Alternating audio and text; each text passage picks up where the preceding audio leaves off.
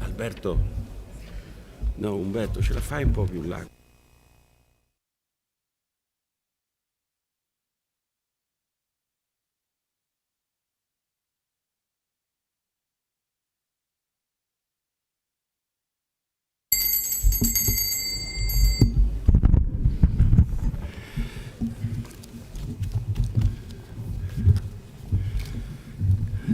Signor Sindaco.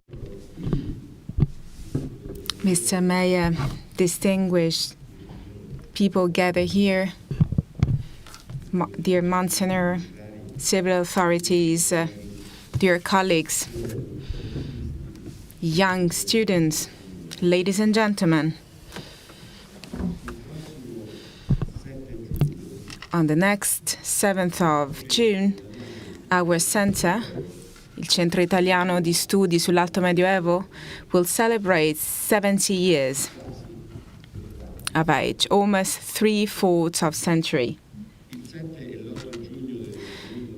On the 7th and the 8th of June 1952, the very first meeting of the committee was held. The meeting was minuted as follows. In 1952, the committee of the Centro Italiano di Studi sull'Alto Medioevo had in Spoleto its very first meeting.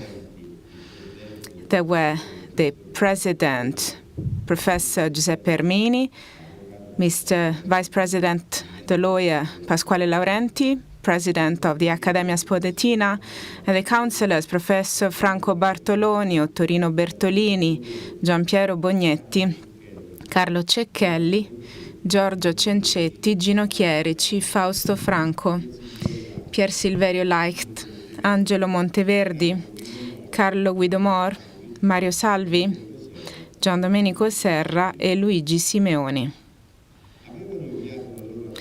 They had sent their participation also Councillor Sella, Moro and Vaccari. The secretary was Mr. Giovanni Antonelli, helped by Professor Alessandro Pratesi and Professor Giorgio Spitella. 8 giugno alle ore 11 nella sala 17.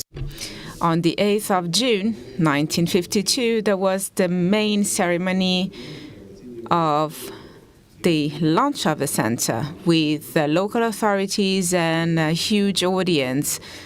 And also, on behalf of the Ministry for Public Education, there was Professor Mario De Luizzi, a person who will be very close to Cisam for so many years. After several speeches by Mario Lido Guizio and some other distinguished speakers, Professor Giampiero Bognetti had an official speech on the topic at the Centro Italiano di Studi sull'Alto Medioevo. The management of the center last more or less 9 months. It was September 1951 when, after the first meeting of Lombard Studies proposed by the Institution of Umbria, was approved an agenda signed by Enrico Besta, where we wanted to create a center for studies on the Middle Ages, the early Middle Ages. And the Cisam was then born, having a fundamental role in the development of these studies. And in the end, it also focused on the history of the early Middle Ages. Since then, the meeting of different people with different specializations allowed, with the invention of the Settimana di Studio, designed as an interdisciplinary study on some topics to be better analyzed, that the meeting in Spoleto every Thursday after Easter was becoming a noble academic meeting and a chance for having a huge debate on history, a public occasion for discussing inter magistros with the contribution of the audience with huge debates and discussions. And this was made possible because in Spoleto, Ermini was able to create since the beginning, since the very first settimana di studio, a climate of collaboration, so that the center became an incredible tool for scientific integration and human understanding among scholars coming from different nations. Cisam was born and developed as a place privileged for the voices of scholars in this field, respecting the values of these sciences and the freedom of choice. These certainties signed the 25 years of the presidency of Professor Ermini, who in 1977, against everybody's opinion, decided to change his role, and he left the center, not because he was tired, but because he thought that after this year it was correct to abandon every task and activity.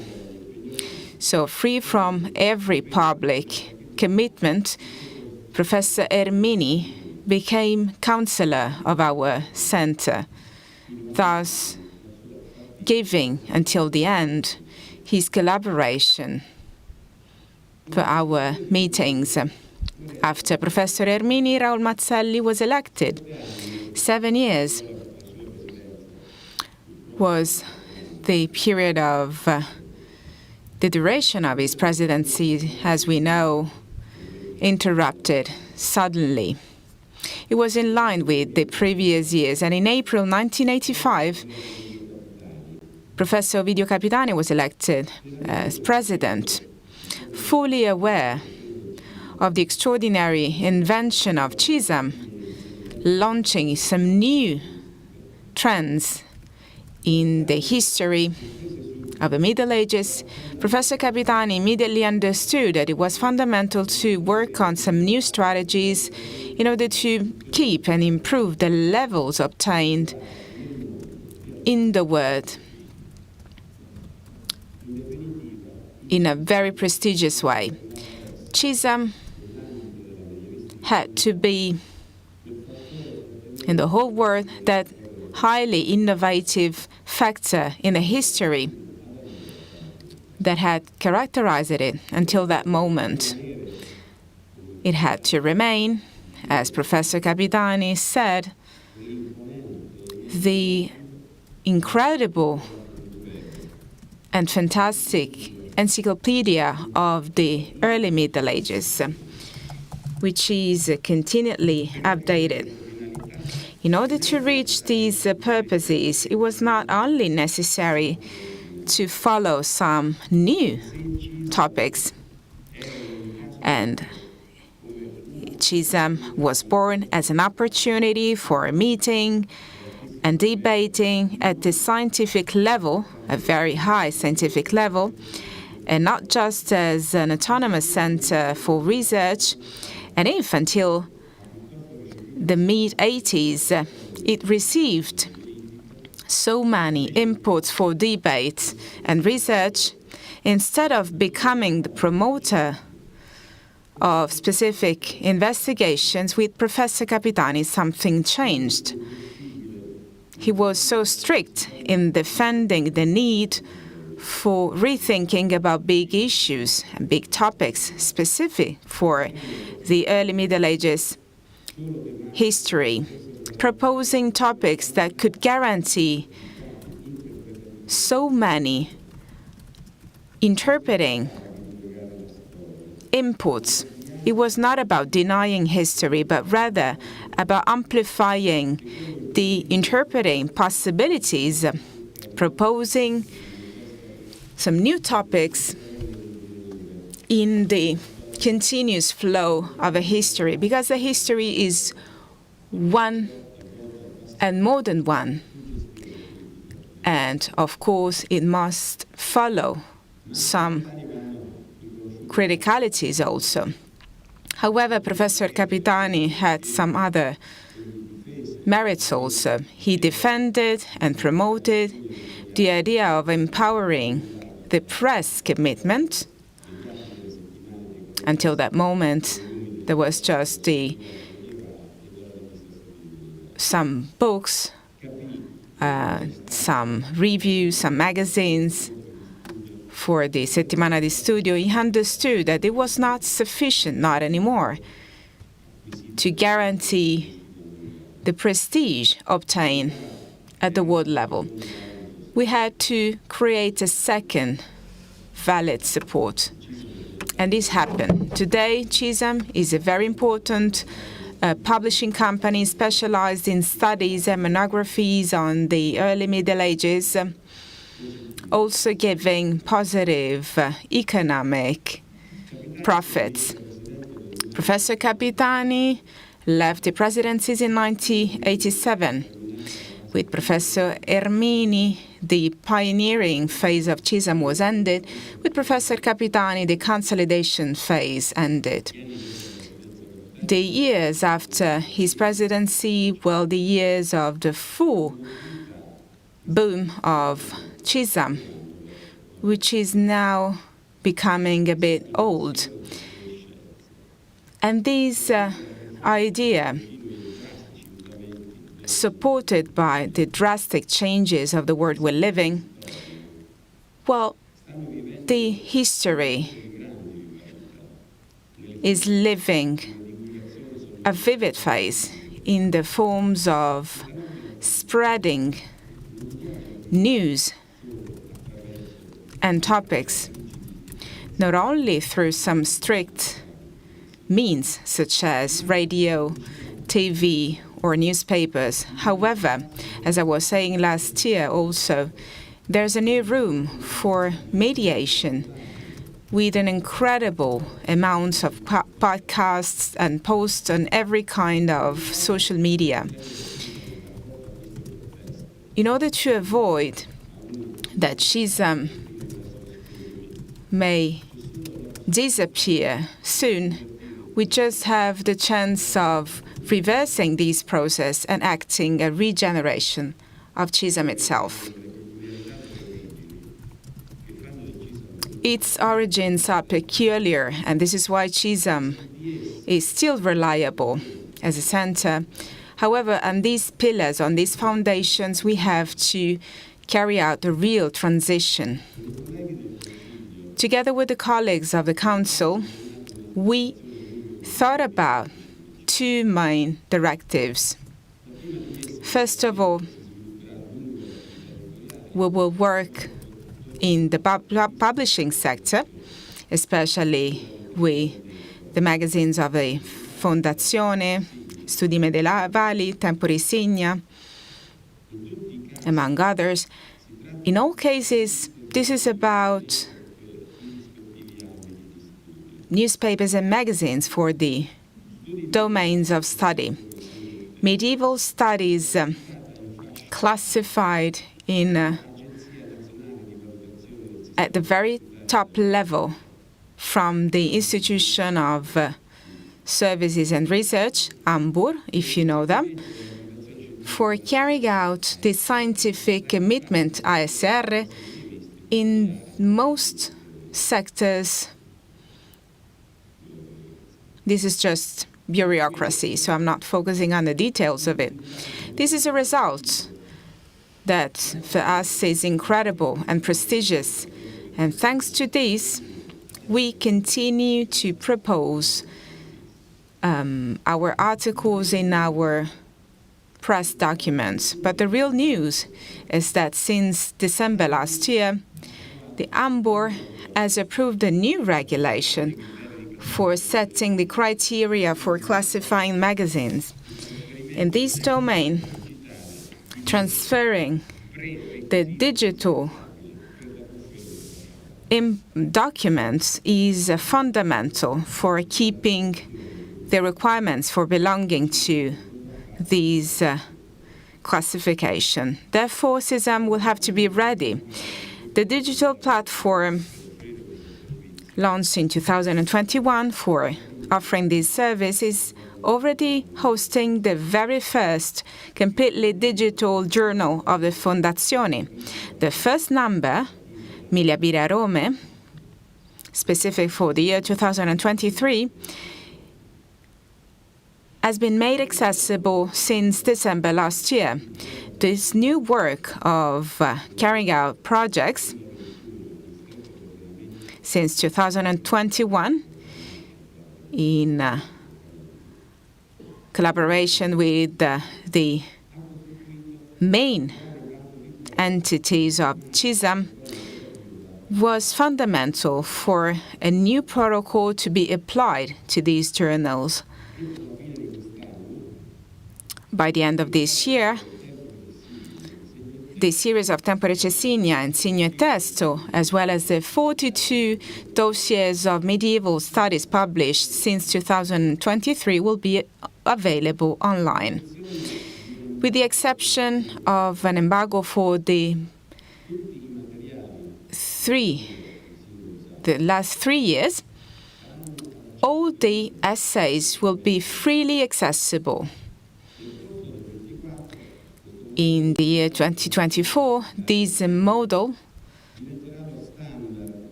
will become a new standard for some other journals and monographies newly published, as well as for the articles released after the Settimane di Studio. This is a real publishing metamorphosis, and of course this will have huge costs and will impose a deep reorganization of our activities, the activities carried out by our bureaus that will have to change their activities after this new process launched. Of course, this depends on the survival of our center, but also about carrying out a new task. And we are obliged to follow this new task because we are a private law foundation. This is true. However, the public financing giving, thanks to a special law launched in 2011, this is why the results obtained must go back to the availability of the public. This circular aspect between the public financing of research and the free access to the results of this research is called open science. So this is an open science, and it has changed its methods and means. However, it is still the same after the immediate period after the Second World War, following the challenge to regain the relationships broken during the war. However, this is not that dramatic. Still, it is complex. Thus, harmonizing this digital agenda with the crucial financial sustainability, allowing the foundation not to survive, but rather to grow and prosper in an age where founders couldn't even imagine that with their fantasies. Well, this, of course, prepared us for this challenge. The second directive of digitalization of the Cisam activities is still under a design phase, and it concerns the transformation of big databases, freely accessible, as well as some other sources traditionally promoted by the Centro di Studi, the initiatives of the Corpus for instance, for the sculptures of our studies in our institution, knowing the commitment by the institution. Hopefully, next year we will have 2 important vernissages to be launched.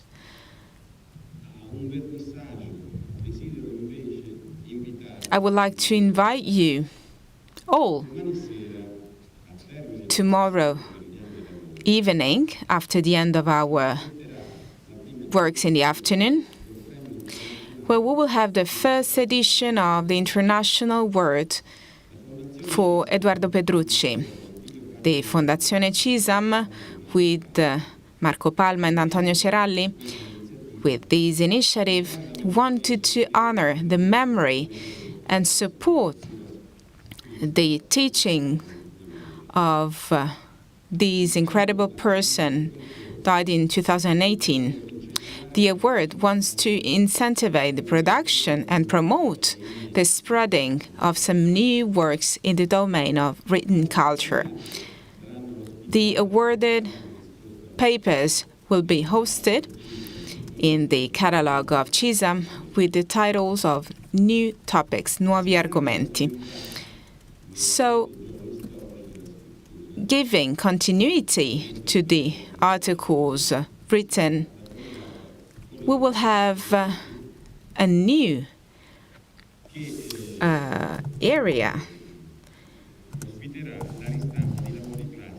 a new publishing series, which will host the new articles.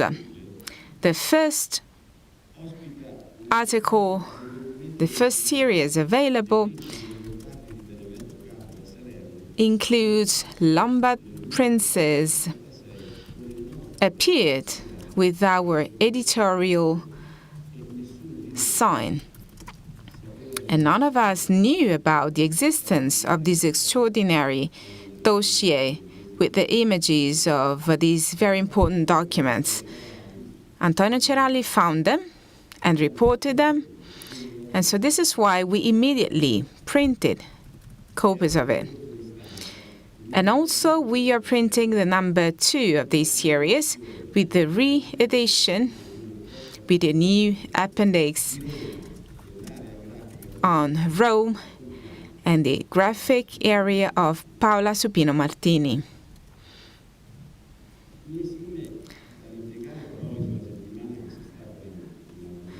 There's a new settimana, which is ahead of us, and also Antonio Padova-Schioppa and Paola Camarosano had played a very important role together with Giuseppe Sergi and Francesca Romana Stasoli in the carrying out of this week. I would like to congratulate for their incredible work. I would also like to stress how this meeting will translate the main ideas of the Council, that is, exploring with a multifocal angle, which is typical of these sort of meetings, the inferior limits of the chronology of these weeks, namely the 11th century. We had 39 speeches, and this is a sort of absolute record for our standards in Spoleto. And of course, this is an incredible economic source for the center.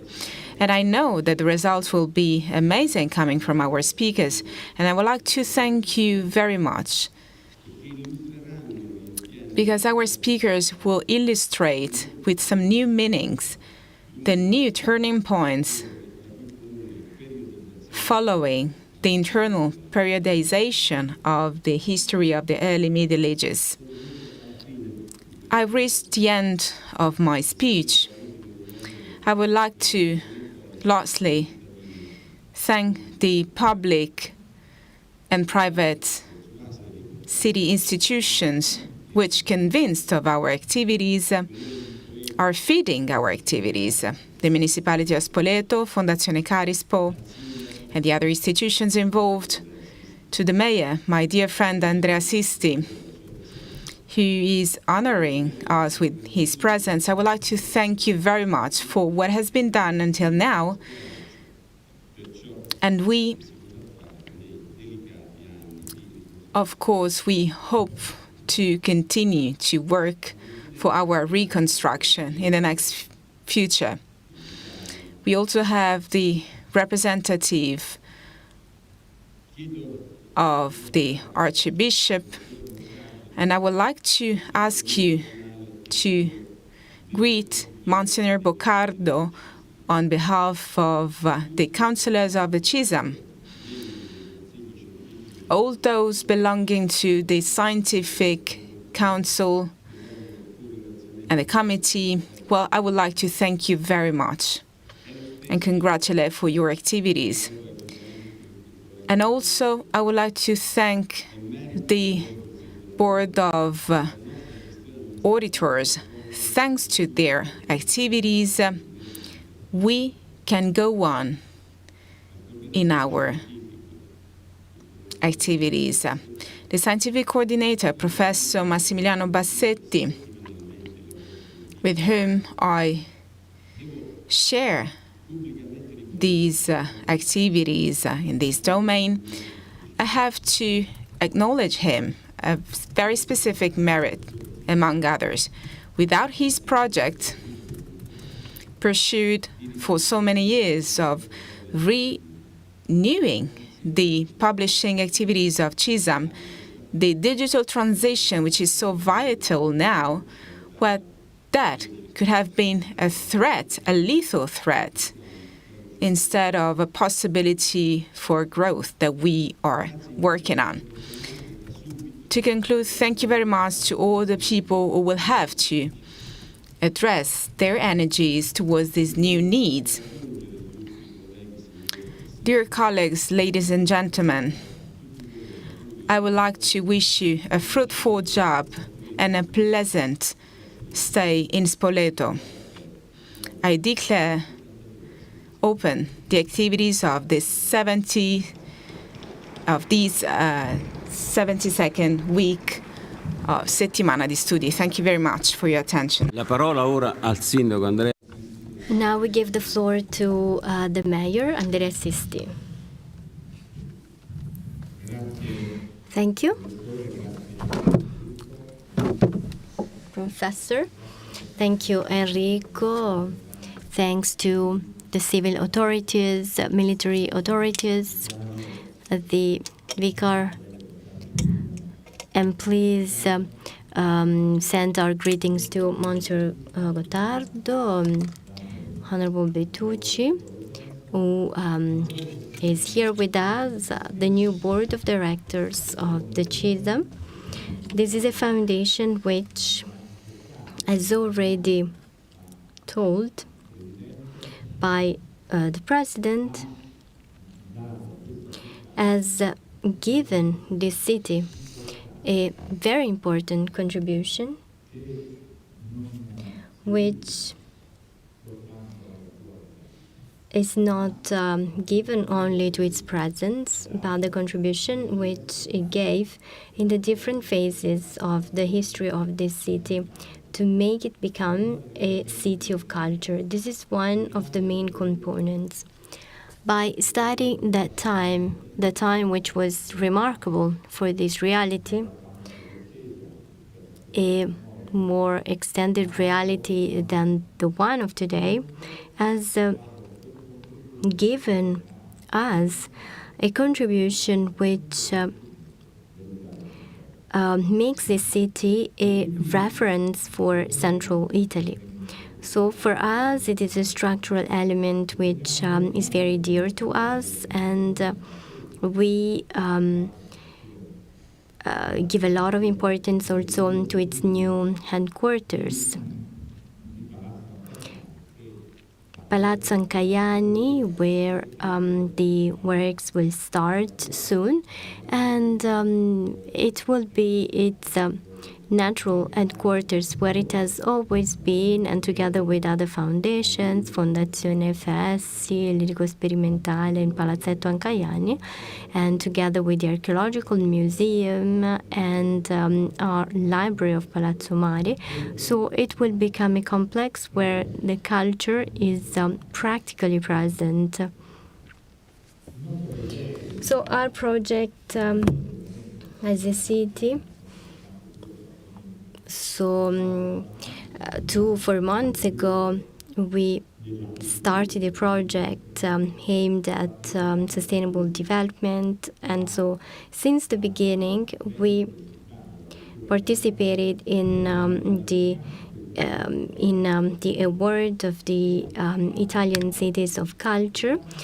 So that project is going ahead with important contributions because we have signed a framework agreement with the University of Perugia, which is the coordinator of a network of the universities of Central Italy, where 3 research centers are already working. One, as Enrico said, concerns the digital agenda, which makes us transform materiality into immateriality, which can be made available to all of us, to everybody. A center of digitization of cultural and environmental goods, which will have a fundamental role, but also a connection role with all the cities which deal with culture and which need scientific culture also. At the center, on the new materials, another center that we have added this year, always still led by the University of Perugia and the Department of Chemistry.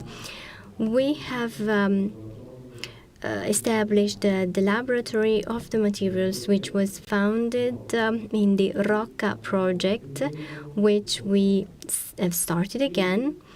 And the other one is the Omicron, so a research center on Omicron, and so dry genetics, and so how to replicate matters with the innovative technique. So this will strongly contribute to this new role, which the medical scientists will have in the near future. On top of that, we are developing another 3 projects. The one, and I confirm this, the restoration of the book, and I greet Mrs. Rubini for the contribution she is providing to the archive, the role of the archive, which is fundamental to all humanistic studies, but especially to start that restoration journey, because we need the conservation of the raw material with which history developed over time, and in that place where it was established, so that journey can be reestablished in a virtuous way. So there are all these collaborations we have established. One with the University of West Georgia, with the dean. Last year we signed a protocol, and this year we have a more structured agreement for the next 5 years, for 2025 to 2030. West Georgia will have an office in Spoleto, and so this relation of 5 months with the students from the month of May to September. So we will have students in the different disciplines, because the concept of study is also a concept of culture, which is dealt with by an American university, is a bit different from ours. So it is developing our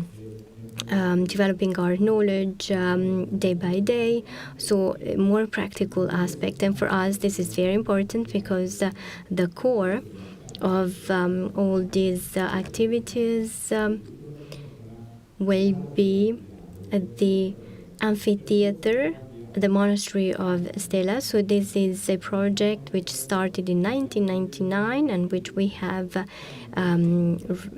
taken again, and we wanted to become the university city. Because another structured agreement has been established with the Department of Architecture of University La Sapienza. So there was a master degree. We participated in the dissertations, and from next year there will be the master's degree will have a physical presence here. So the role of the changing architecture. So this place, which is told in the history of Spoleto, is a place that talks about itself, talks about history, talks about the humanistic culture, but also the architectural culture, its transformations. Not only earthquakes change architecture, but architecture changes through the social models which developed over time.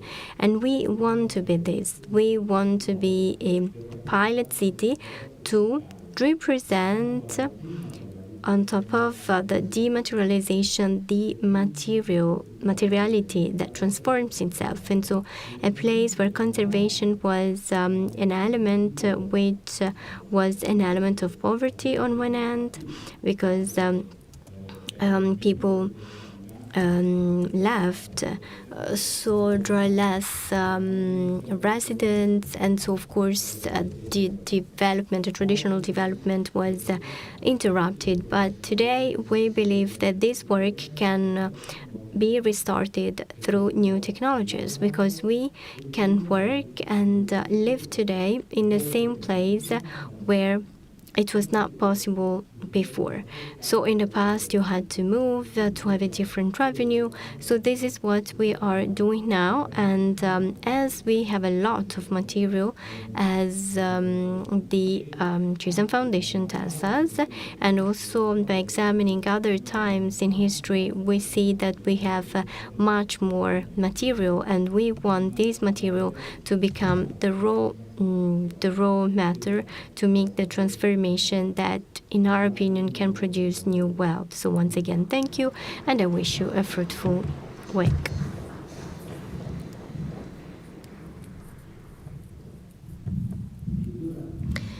So now I give the floor to Monsignor Salvi Fioretti, Vicar of the Archbishop, for his welcoming speech. I'm very glad and honored to be here on behalf of the Archbishop to welcome you on his behalf and behalf of the dioceses. So my greetings to all of you, to this so qualified assembly. While I was listening, and I'd like to thank Professor and Mayor. So while I was listening to them, I thought this week, the 72nd week of the Cisam, while it moves me, makes me shake, because 72 years, so much culture, so many studies, but most of all, so much light, so much work, passionate work of important scholars, professors. So this has led to the city and the country, the whole country. It's like a beacon of light, unreplaceable beacon of light, and very precious everywhere. So the previous speakers said the prestige, spoke about the prestige that this center has given to this city and the world. So I'm very glad to be here, and I'd like to wish you all during this week my wish for a good work and a good week. I'm sure that this week, thanks to distinguished speakers, there are many, very passionate scholars. I'm sure they will give more light to this century, which you will study more. And so it will be a heritage which will add to the big heritage we already have. So I wish you a fruitful work, and I wish these days will be happy days, and will everybody will enjoy our beautiful city. So I wish you a wonderful week. Now I give the floor to Honorable Francesca Peppucci, European MP. Good morning, everybody. It's a pleasure and an honor for me to be here. I'd like to thank the President, the Scientific Committee, the speakers, Mr. Mayor, the Vicar, all civilian and military authorities. It is an honor for me because when we work on culture and we carry out studies, that we are investing on what we are, what we have to be. I'd like to congratulate the President and the Foundation, because while I was listening to the opening speech, I have seen and I have appreciated the capacity to adjust to the new needs and the new capacities to be able to communicate. And so the new needs and mechanisms, and so in terms of digitization and several measures which are carried out. But when I heard the welcoming speeches, I was thinking of the European topics which require a lot of attention and which open ourselves to new frontiers and challenges. These challenges are, for example, environment, employment, international conflicts, agriculture, the relation between the West and the East, the defense, the Christian roots. So all these topics are extremely on top of the agenda, and we have to deal with them every day. How can we do that? We can deal with them in a future perspective, but at the same time, so by looking at the future, but at the same time looking at the past, what we've been. And we can do that through an important cultural institution such as the Cisam, which gives us the possibility to start an important debate and to extend the interpretations on our history and what our future has to be. Because only if we look at the past, we will be able to face the future. These topics are extremely important, are the ones on the agenda. And today we are still dealing with all these challenges. And so there is this leitmotif, there is this important thread which must not be underestimated, but on the contrary, through a look at the past, we can look at the future, and we can solve these extremely important topics.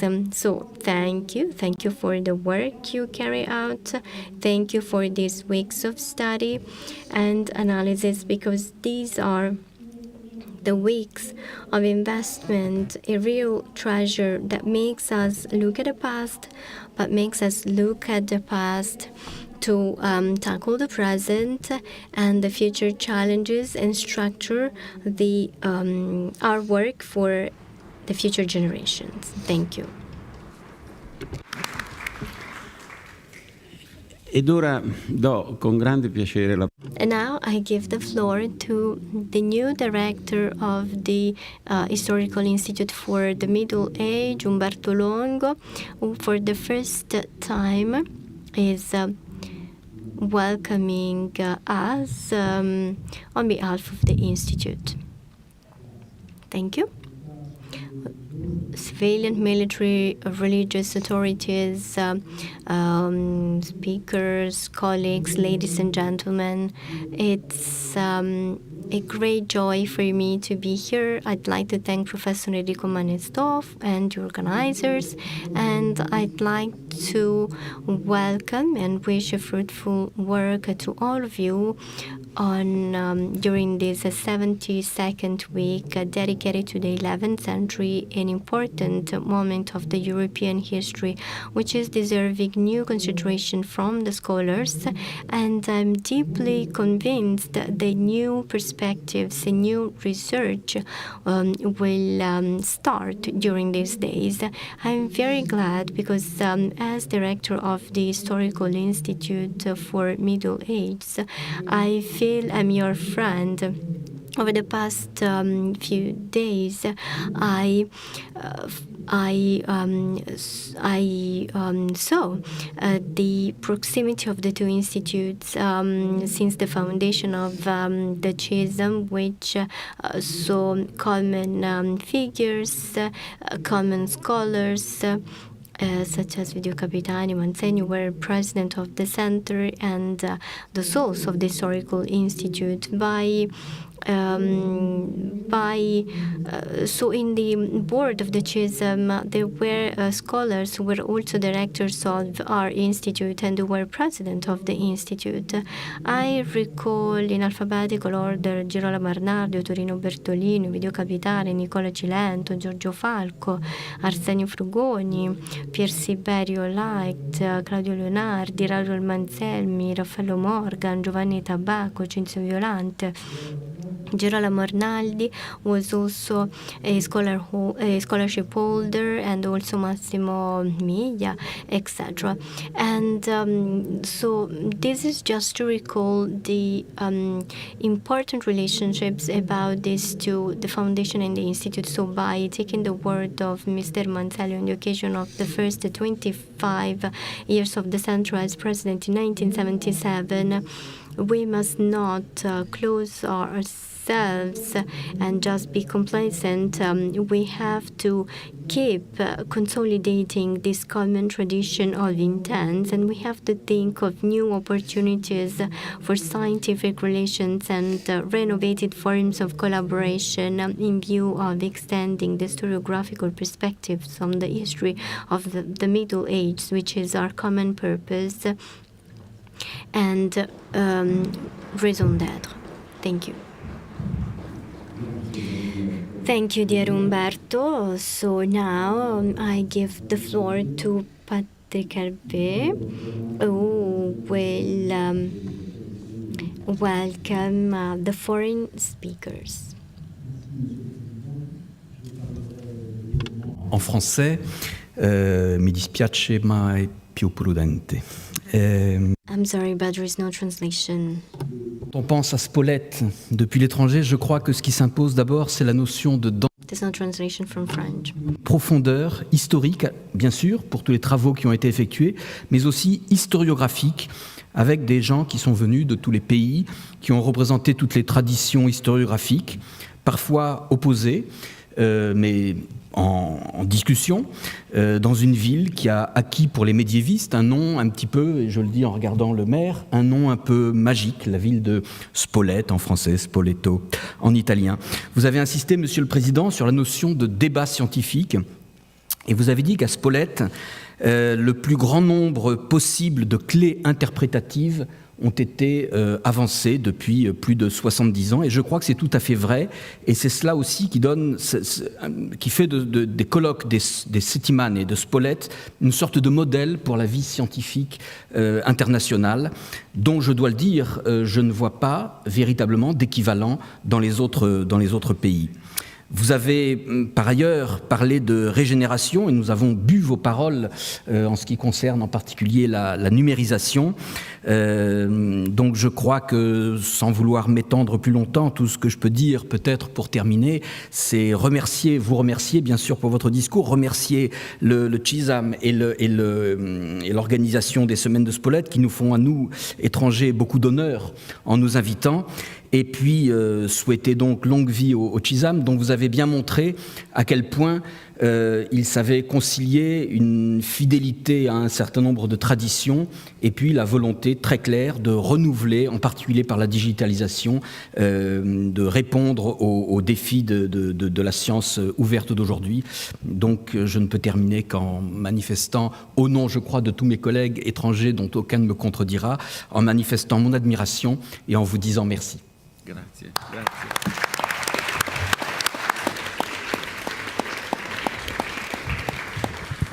Terminata la fase di... So now we have concluded this welcoming phase session, and so now I'd like to give the floor to Chris Wickham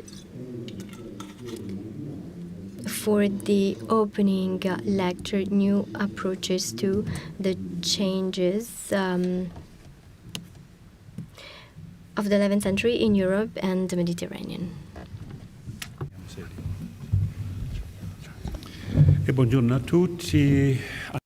Good morning, ladies and gentlemen, my dear friends, colleagues, Mr. President, Honorable Vicar. I'm very happy to be here, very honored to be here. This is not my first time.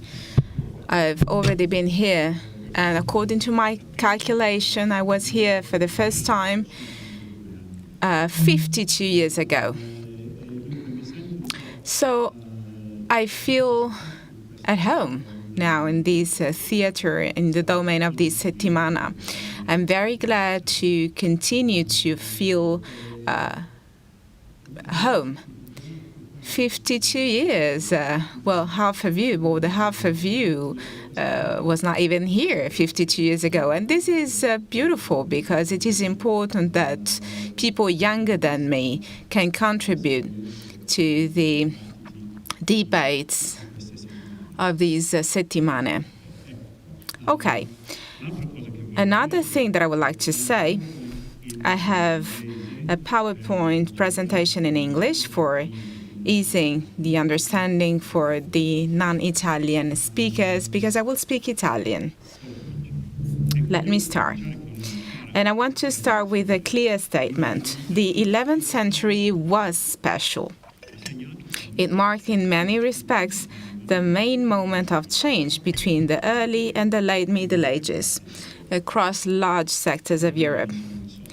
And I'm not alone in proposing this, of course. Cinzio Violante, for example, 30 years ago, defined the century as una svolta, a turning point. But in what respects? Violante saw two aspects.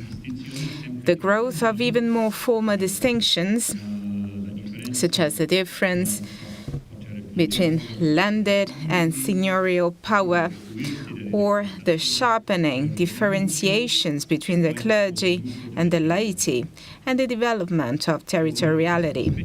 And I will come back to these later, for they seem to me important, and they underpin other characterizations of this svolta as well.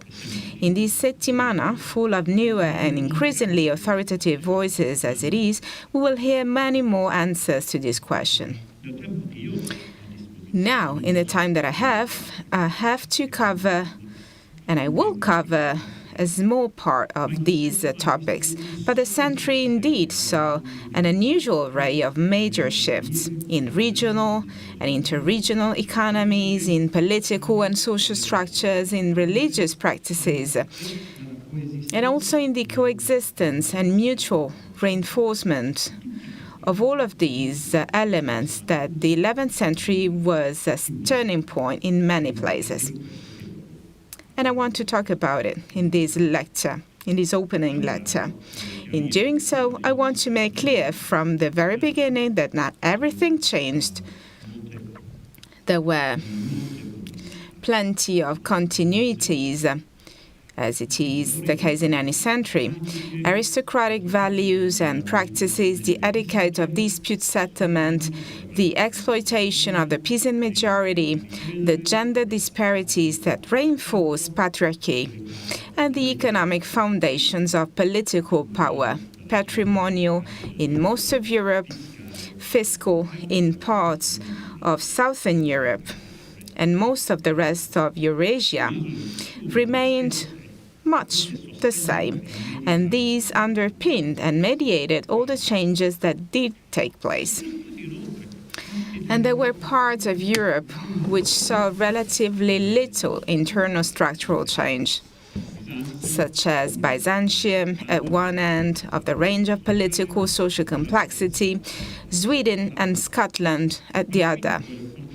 But here I want to focus on changes to give a framing to what the rest of you will talk about, whether you agree with me or not. Economic changes underlay every other development of the period. Of course, the 11th century is seen as the first period in which demographic growth was beginning to affect agricultural practices in much of Europe. More people meant that land was cleared and otherwise improved, and more was produced. This is easier to say than to demonstrate, however. In reality, the evidence for demographic expansion is not good anywhere until one can compare the figures from England's Domesday Book with those from later records. Land clearance is in fact a proxy for it, not just a consequence which creates dangers of circular arguments. But the growth of urbanism is another proxy, and probably a more secure one. For no town could even keep its size, let alone expand, without constant immigration from the countryside. It is in the 11th century that we see the first secure archaeological signs of such growth in much of Europe. Expanded walls, some early tower houses, new suburbs, perhaps most clearly in Al-Andalus, in Islamic Spain and Portugal, where we find strong evidence of the archaeology of production as well, but also in Italy and Flanders, where we have not found it until now, except for iron working in Pisa. These are real signs and consequences of demographic growth. We see from written text to a greater degree of urban-specific activity.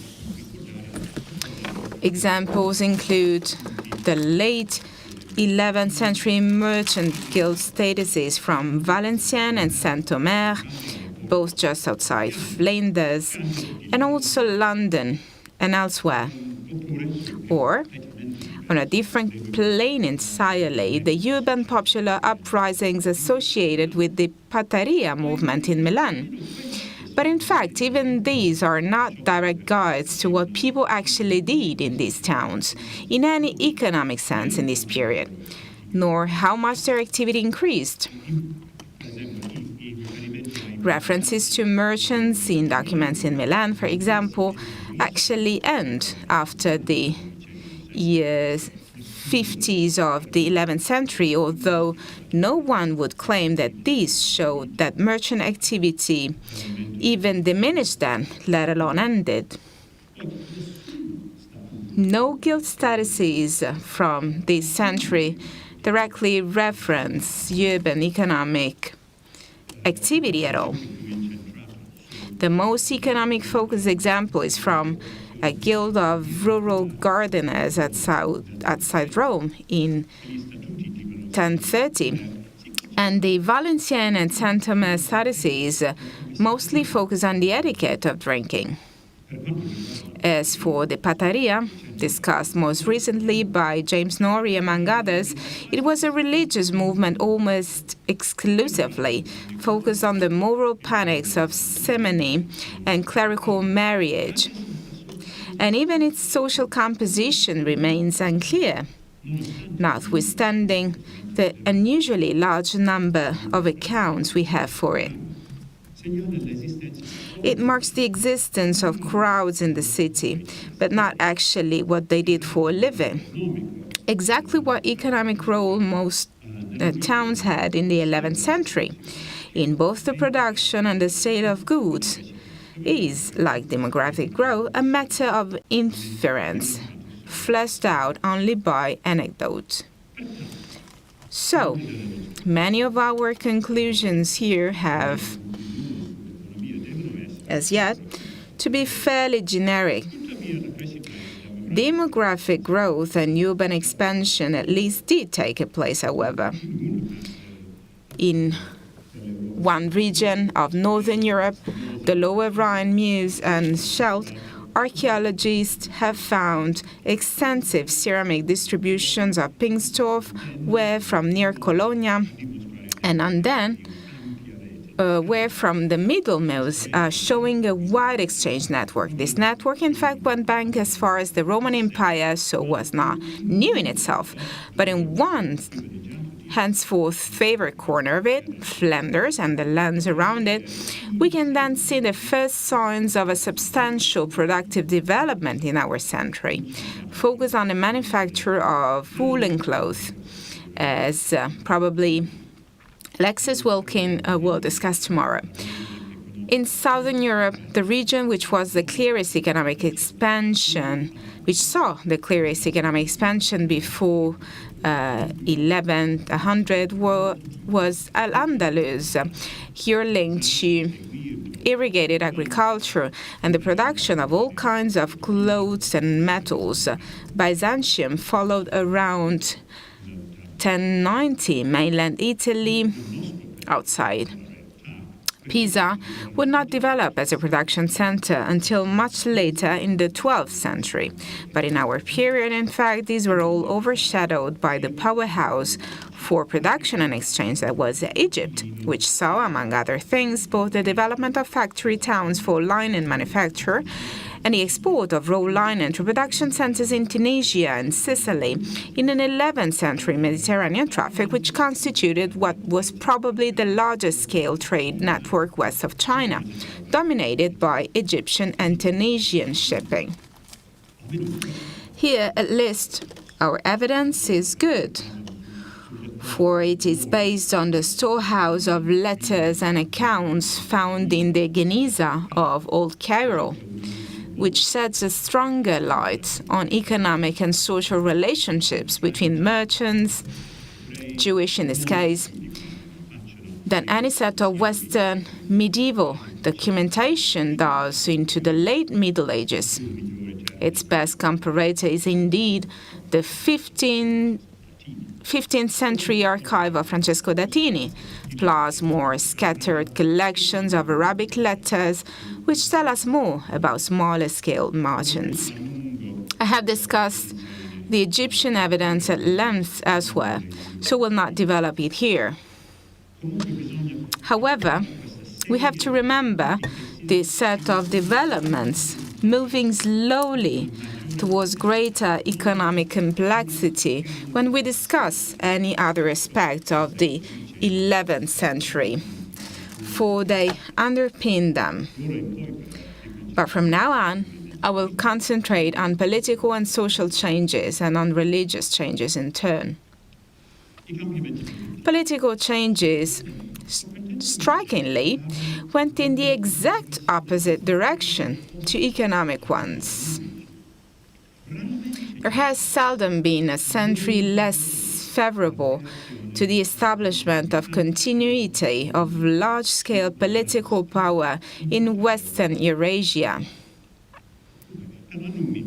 in the year 1000, Europe had two really strong states, the Caliphate of Al-Andalus in the southwest and the Byzantine Empire in the southeast, even if neither was as powerful as the Fatimid Caliphate, which stretched from modern Algeria via Sicily and Egypt to modern Lebanon.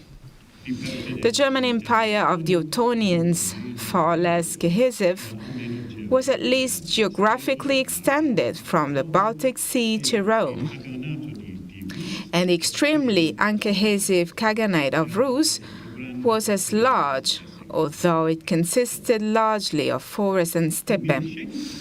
In the year 1100, however, the situation was very different. The Caliphate of Al-Andalus had broken up after the year 1009 in a devastating civil war and was replaced by as many as 30 taifa, factional kingdoms, even if these were by 1090 reduced to 9. They were then all conquered by the Almoravid dynasty from Marrakesh, but the separate political identities of the major cities of Islamic Spain and Portugal would continue after that. The Byzantine Empire lost nearly half of its territory to Turkish groups in the east and Norman groups in the west.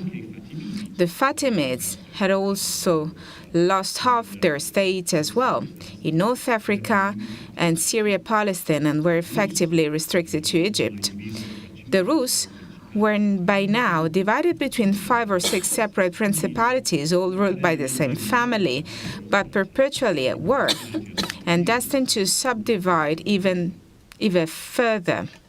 And the German Empire had faced 25 years of civil war, which resulted in the effective retreat of its king-emperors from large areas of their territories, from Saxony in the north to the Italian lands in the south, the latter of which were beginning to crystallize into some 40 city territories, plus autonomous rural lordships. Nor were most of the smaller kingdoms of Europe more cohesive. England certainly was, given that it had established before the year 1000 and maintained past 1100 the only land tax in Latin Europe. But it had been conquered twice across the century by Danes and then Normans. Castile-Leon was also a substantial success story in the southwest and was, unlike England in this century, a kingdom in expansion. A nord e a est, nel corso del... In the north and east, across the century, Hungary developed both internal strength and external protagonism, and so did Denmark. But apart from these latter two, Northern and Eastern Europe remained characterized by small-scale and/or weak political powers for the whole of the 11th century. I will come back to them at the end of this paper, for, despite that, several of them changed substantially. This general process of political breakdown, of course, had very different causes: civil war, external conquest, peripheral rebellion, and above all, different consequences. Notwithstanding the severity of Al-Andalus civil war, the Taifa kingdoms in the Iberian Peninsula remained tiny tax-raising states, as the Caliphate had been, of great internal coherence. We have an autobiography of one of their kings, Abdallah of Granada, who has no problem in explaining that his fall, he was the first king to be removed by the Almoravids in 1090, was due to high taxation, which was essential for him, but was seen by his subjects as too high. As he wrote, and I quote, "Money is of no value to a king unless it comes in vast amounts." End of quotation. The fiscal coherence of Andalusi government thus survived, to be picked up again by the Almoravids at the end of the century. This was less so, however, in ex-Fatimid Ifriqa, roughly modern Tunisia, where a combination of rebellion and invasion of semi-nomadic tribes produced much weaker local political structures except on the coast, and much less so in ex-Byzantine southern Italy, where the Normans did not manage to establish coherent or large-scale government after their conquest in the 1050s, until Roger II's takeover of the whole of the south from his ex-Islamic Sicilian base in the years 1127-39. Roger was a strong king thereafter, but a tax-raising basis for his power had only survived in Sicily. There can be no doubt that in regions where land taxes did survive, the 11th century breakdown in Western Eurasia, political power remained much greater than elsewhere. The geographical reach of fiscal states in 1100 was more restricted than in the year 1000, but in Almoravid Spain and Portugal, Norman Sicily, Fatimid Egypt, and the Byzantine Balkans, taxation carried on. And that made these states far stronger than any in Latin Europe, where political power was based on landowning and rents. Indeed, they each had not only stronger political systems, but also far more active economies than almost any of the regions to the north. As a result, however, in these strong states, the 11th century was much less of a turning point. So I will focus less on them from now on. The most extensive area of structural political change was, in fact, that of the ex-Carolingian Empire of France, Catalonia, the Low Countries, Germany, and northern Italy, making up less than a third of Europe and an even smaller part of Western Eurasia, but the place of origin of a large majority of the speakers of this settimana. Here, political decentralization, which had anyway already occurred in France, although even in France it became more accentuated across the century, was accompanied by other more important changes as well. One was the breakdown of traditional political practices, in particular regular assemblies of secular and ecclesiastical elites, which had been in dialogue with royal power, even without the presence of kings, in nearly every part of the former empire. These were relatively weak already by the year 1000 in much of France, but during the civil wars of the last quarter of the century, they were abandoned in most of Germany and Italy too. Only in the Rhineland and the Veneto, and in Normandy to an extent, and outside the former Carolingian world in local courts in England, there were doubtless others, but not many others, did they keep their previous force and structure by 1100, and they were by now often much less closely attached to kings. Still less were they in their localized reinventions as peace of God assemblies, and more distantly as the assemblies underpinning early Italian communal politics.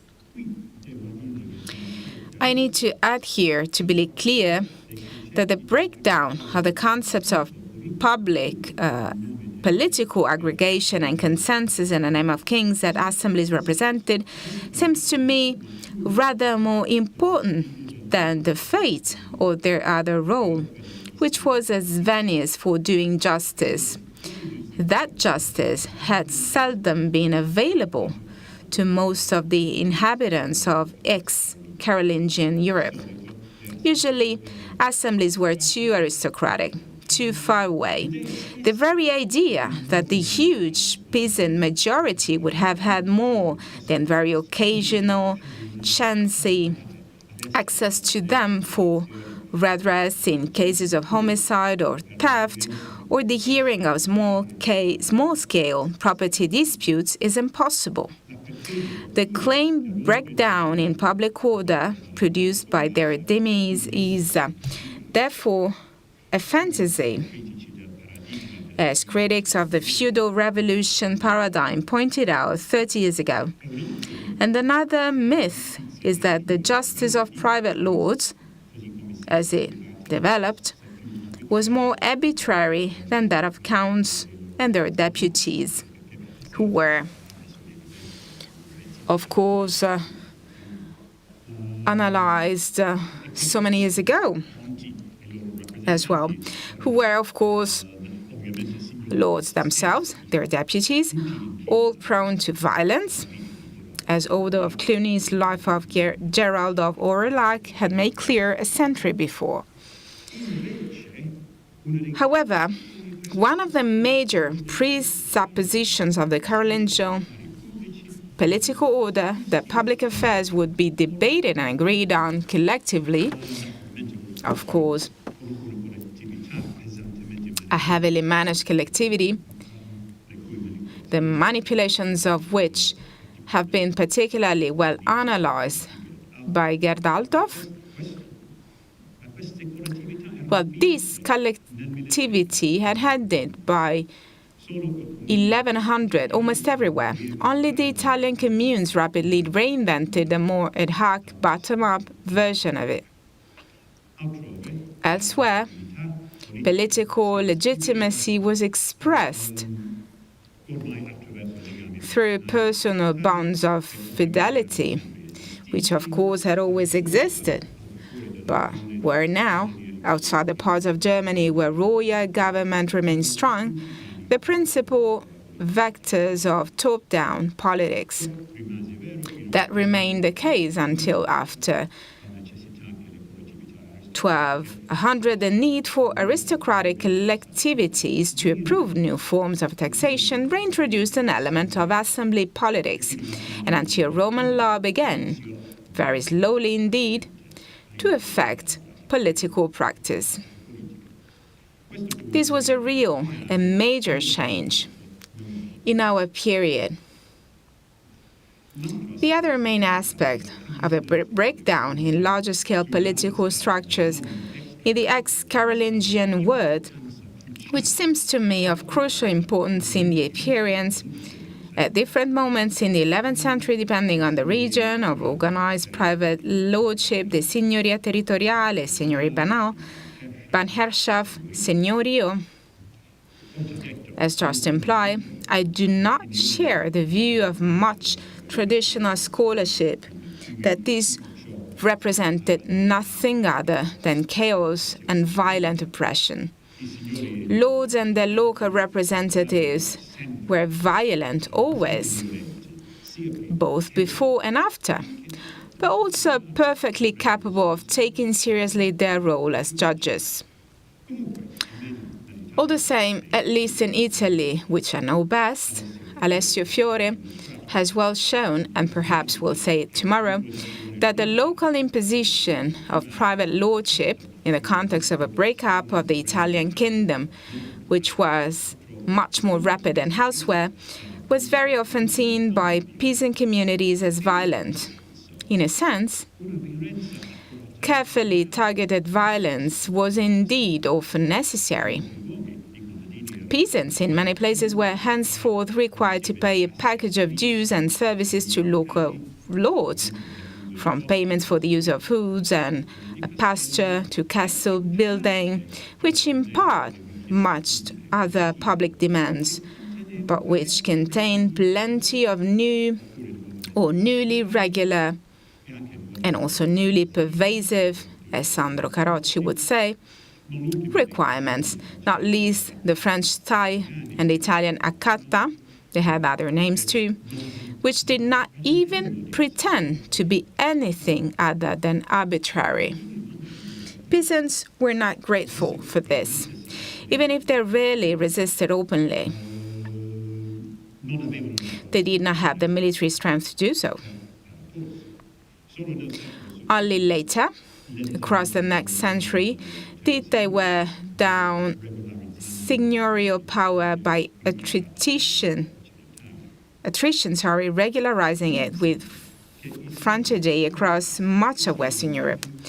It seems to me that lords as a class became richer as a result of these developments, which had economic consequences in itself. I would associate, for example, the economic rise of Flanders and Artois with, at least in part, a growing demand for luxury clothing by a greater quantity of lordly buyers, newly concerned for display.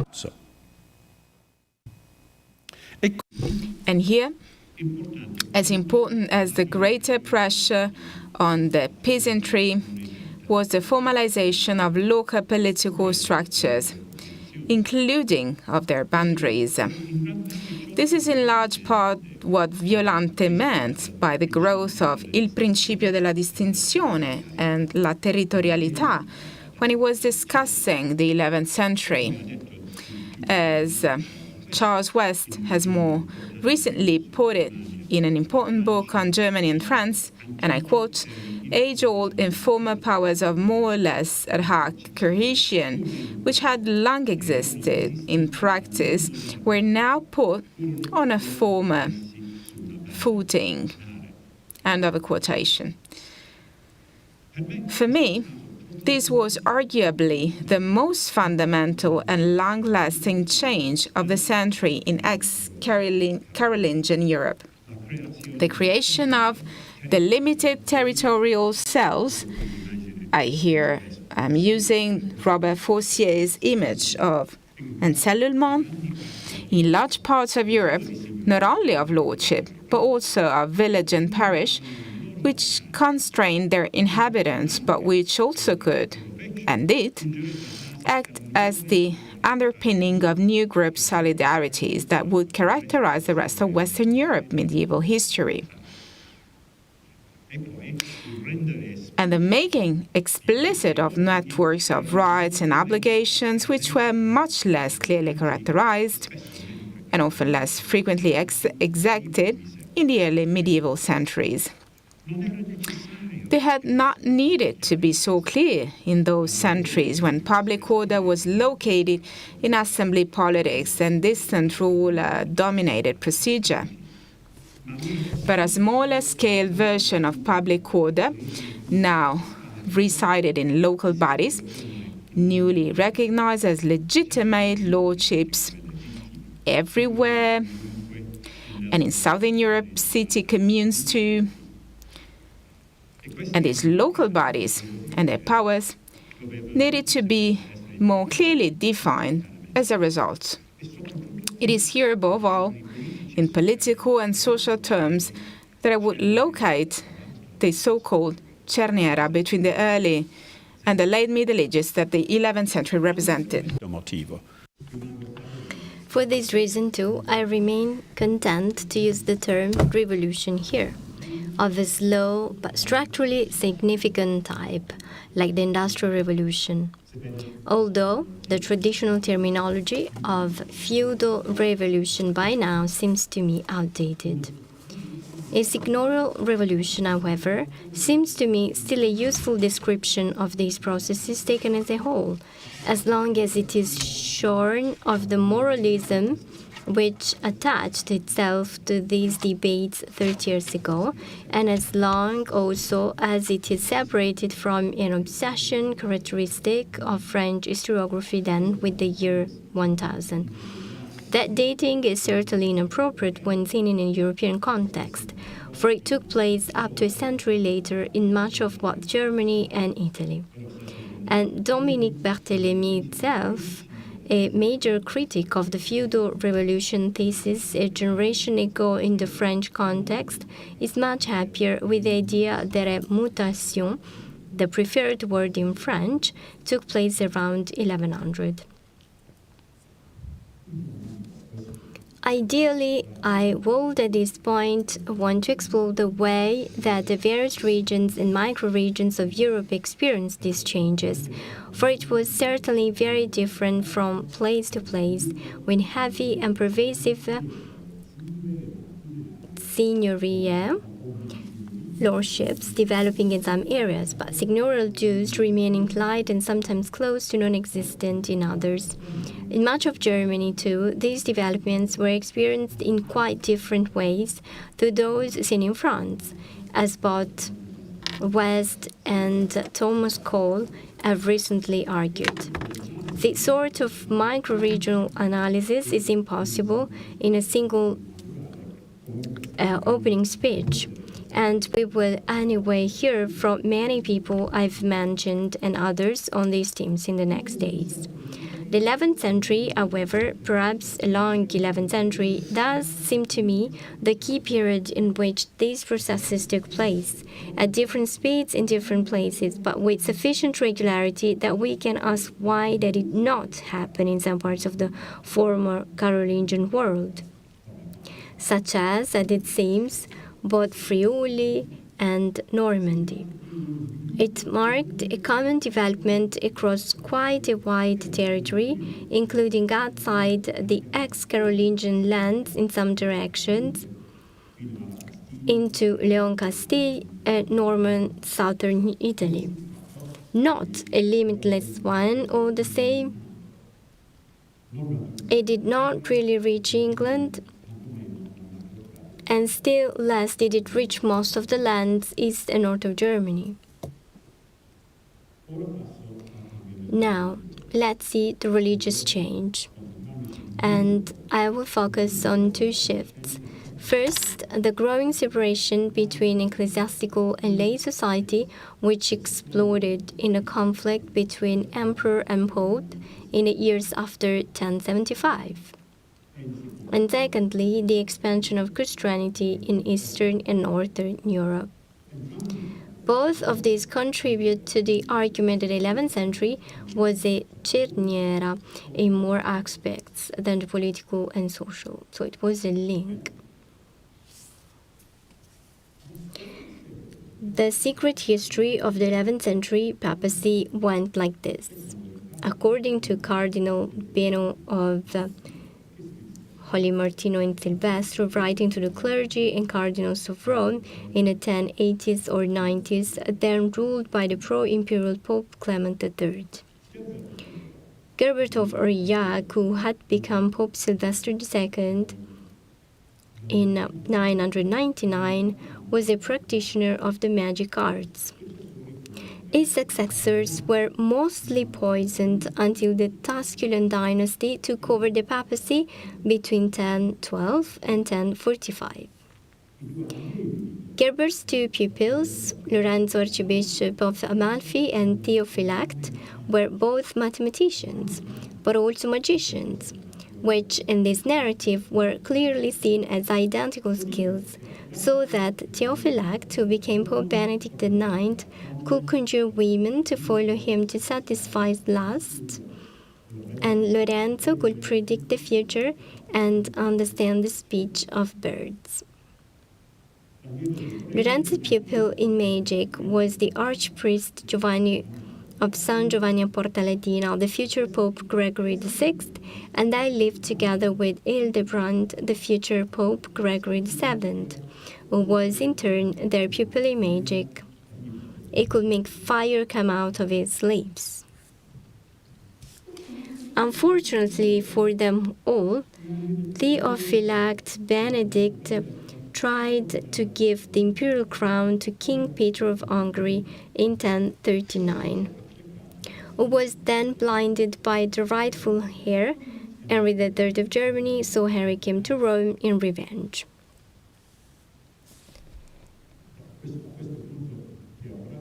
So Theophylact Benedict hastily sold the papacy to Gregory VI. Then Henry deposed them both in 1046. But Theophylact was not finished. He had his friend Gerardo Brazzuto poison the Henrician popes, one after the other, up to 1058. And he also persuaded Pope Leo IX to send an army against the Normans, but then betrayed the Pope to them. Hildebrand took over after that and bullied his way into the office of Archdeacon. Then he bullied Pope Nicholas II, who was also poisoned, and Alexander II, the second of whom himself had succeeding illegitimately against the rightful imperially supported Pope Cadal of Parma. Alexander, realizing that he was improperly elected, said he would seek imperial approval for his appointment. So Hildebrand imprisoned him until he died, whereupon the latter, who had gone beyond all his masters in arrogance and wickedness, seized the papacy for himself. This remarkable mix of truth and fantasy was the work of the political insider. Bino, whose origins are uncertain, had been a cardinal since the late 1050s, including under Gregory VII, and only broke with him fully when Henry IV came to Rome and expelled Gregory in 1084. His account invents no one. Even Gerardo Brazzuto, a renamed Giovanni Bracciuto, a Trastevere aristocrat, was certainly close to Hildebrand in the 1060s and was accused of poisoning 4 popes in the decree of the pro-imperial synod of Bressanone in 1080, and at least Stephen IX in another text, the Annales Romani. And Bino accurately identifies Lorenzo both as an archbishop and as a mathematician greatly influenced by Gerbert, even if it is unlikely that the two ever met. That Hildebrand was a magician was also already stated at Bressanone when Bino had not yet broken with him, and the additional accusation against Gregory of heresy, which was rather simplistic in the Bressanone decree, was developed by Bino in other parts of its text, with greater subtlety and with a considerable knowledge of the works of Ambrose and other church fathers, and the late 5th century Acacian schism too. So Bino was not simply an imperial publicist. He knew his theological and canon law texts, and knew Rome and Gregory well. So what do we make of this? First, although it is not necessary to believe anything Bino writes about his popes, the maxim "no smoke without fire" clearly does not work here.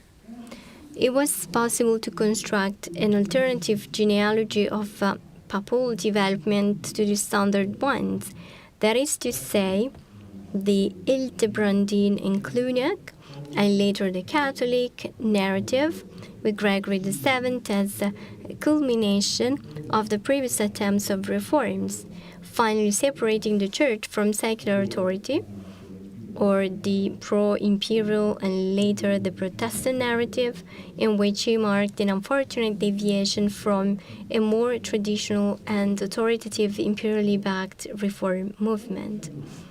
Venus was indeed an alternative genealogy which might have actually been current in some form in Rome, a city with a complex culture where a variety of narratives of Roman history coexisted. Although to us it may appear paradoxical that the ancestor of Hildebrandine wickedness could have been Sylvester II, one of the most imperial popes of all, his status as an intellectual, which was very unusual for popes, may have been enough for some Romans to have seen his influence continuing in more unexpected ways. And it may also be that the future Gregory VII, who was certainly close to Hildebrand as a reformer, was more of an influential presence in the ill-documented years of the later Tusculan papacy than we know. Second, and probably more important, Bino's preoccupations when criticizing Hildebrand and his intellectual ancestors are far from those which we normally discuss when we characterize the main lines of the papal reform movement. Quite apart from the necromancy, Bino was above all concerned to characterize Hildebrand as the heretic on the basis of arcane 4th and 5th century disputes about how excommunication and baptism should be performed, which had relatively little purchase elsewhere in a polemical literature of the period, and is undoubtedly hardline imperialist position. No papal election could be valid without imperial approval, was separated from reforming endeavors in his account of 1046, when Henry III's initial motivation is simply described as revenge. What Bino is actually witness to, then, is a swirl of arguments of all types among churchmen about the correct organization of the church and what was wrong with it before the reform, which was hard for any side to quarrel and which only very slowly became regularized well after 1100. The complexity of the other libelli delite, which use all kinds of arguments against each other, as among others Kathleen Cushing as stressed, and perhaps were stressed on Sunday, are further guides to this. Far more than did the Synod of Sutri in 1046, or whichever other early milestone of the Reformed narratives you prefer, the years 1075-80 unleashed a torrent of different polemical views about the Church and its law, in dialogue with each other, although not with any significant wider community. I differ from Light of Melf here, both exciting to insiders and alarming to outsiders at the same time. This did not come out of nowhere. I have myself been fascinated, for example, by the sense from reading the letters of Peter Damian and others in the 1050s and 60s that one is eavesdropping on a small group of people who really saw themselves as creating a new world, the 11th century equivalents of Anatoly Lunacharsky and Alexandra Kollontai in Russia in the early 1920s. There was a buzz here already, that is to say, but after 1075-80, debate suddenly exploded. This in itself shows that more was going on in the internal and less well-documented development of clerical ideas and values early in the century in many different places than we sometimes recognize. A full 7 papers in this settimana will treat these issues, so I do not need to go further into details. But it is worth simply saying that the 11th century here was indeed the starting point of a much wider set of changes. In the sharpening of distinctions between clerics and laity, and the largely successful separation of the laws and ritual practices of the Church from those of lay society, which developed in particular in the 12th century. Florent Mazel has cautiously called this a révolution totale, in inverted commas, with revolution here too seen as akin to the industrial rather than the French Revolution, and total understood in the Durkheimian language exemplified by Marcel Mauss and Marc Bloch, in a context of Mauss's total social facts, such as gift-giving or the granting of fiefs or the sacralization of marriage, which had wider meanings and implications potentially affecting all aspects of society. This characterization has faced criticism recently, but I still find the concept of révolution totale appealing, for the Church and its relation to lay society was indeed radically changed as a result, notwithstanding the capacity of lay powers to turn it to their own advantage, as they always have. These changes were thus revolutionary in the same way, and with the same caveats that those of the Senior Revolution were. Conversely, I do not at all share the recent view that the Church dominated all medieval society hegemonically as an abstract ecclesia. This makes no sense to me. Among other things, it takes too seriously the rhetoric of texts written by clerics who were very much too optimistic about the wide reach of the religious renewals that we're praising and furthering. All the same, as long as it is restricted to the word of the clergy and more widely the expanding remit of canon law, the totality of these changes seems to me to have been very considerable, and this for me also contributes to the argument that the 11th century was a cerniera, even if here it above all marked the start of a process which took another century to become complete. I like, in fact, to go one step further here. The revolution in the Church, I avoid the word Gregorian, as also the activity misleading phrase investiture dispute seems to me to have been in large part the direct result of the Senior Revolution. Here, I wish simply to be schematic. In the Carolingian period, ecclesiastical and lay power were very tightly associated, and their association was also tightly theorized. In a post-Carolingian world, that theorization was much weaker, except sometimes in Germany, and it structured lay involvement in ecclesiastical ritual and the control over churches, with it often implied, by now tended to be much more a matter of ill-defined, but normal and accepted practice. The formalization of local power structures, however, made the vagueness of the lay role in ritual practice more visible and potentially less acceptable. Formalization required clarity, and clarity increasingly led to a felt need for a greater separation between the secular and the spiritual spheres in the Latin world. Moreover, the increasing decentralization of all forms of power allowed critics of daily ritual practice to appear, who were locally based and not necessarily constrained by more traditional ecclesiastical and lay procedures.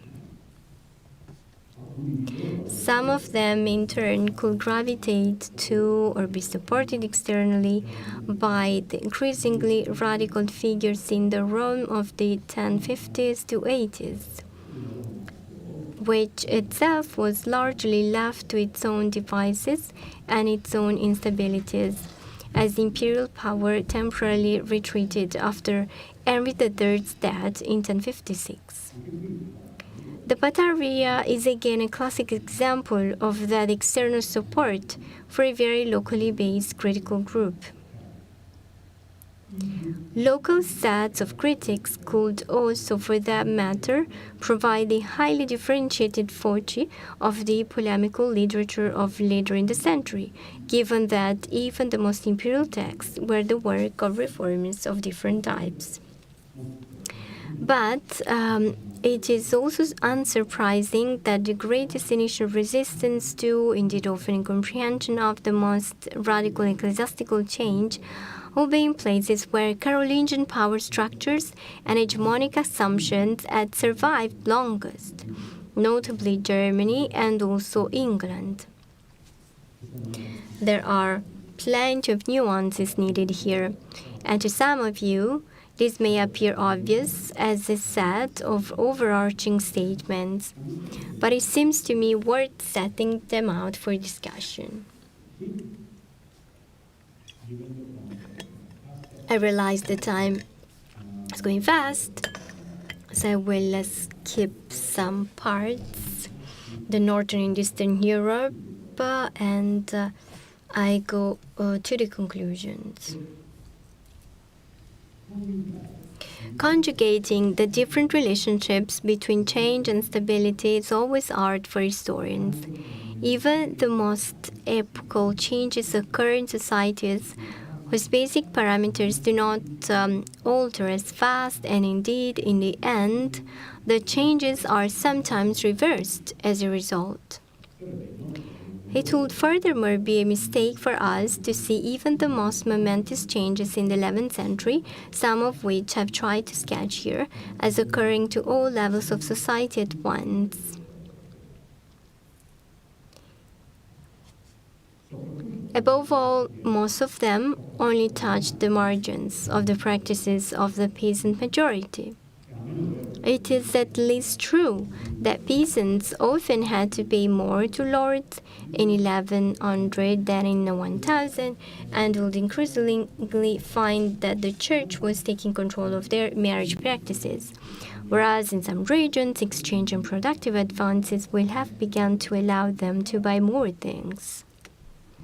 But the patterns of peasant life shifted much more slowly in other respects, if they changed at all. Anyway, the changes I've tried to sketch here are offered as models. They will, without any doubt, be both agreed and disagreed with, as well as nuanced in what other contributors to this settimana will have to tell us in much greater detail. I leave it to them, and I look forward to what you will say. Thank you.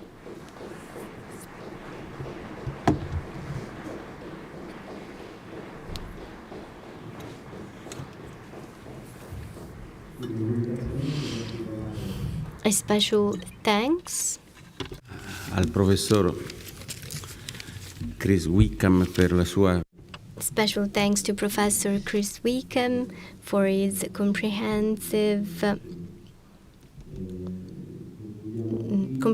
speech. So we conclude here the session of this morning. We will resume at 3:30 in his theater. Enjoy your lunch.